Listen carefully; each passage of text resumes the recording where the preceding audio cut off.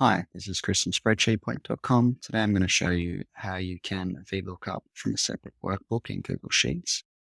So you can see we've got two sales tables here, and one in a different workbook. We want to VLOOKUP using employee IDs from this table.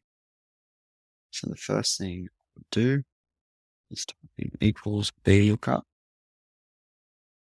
Click the employee ID. Then on next argument, the import range function.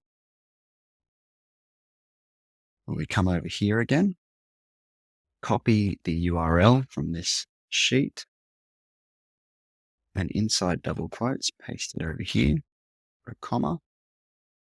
Then inside double quotes again, we're going to put the sheet name and the cell reference. So we can see that the sheet name here is employees 2, and the cell references we're going to use is A3 to C8. And here I'll write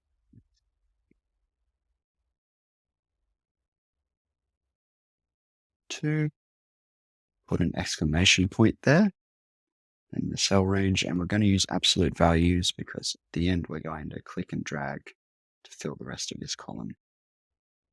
See?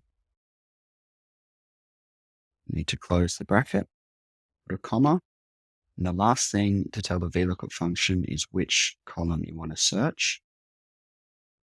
So out of the 3 columns here, we want to be searching the second one. We just put 2, close bracket, and then press enter. Nice. I've already connected these 2 sheets, but sometimes you will get a warning and you just have to click that you want to connect the sheets.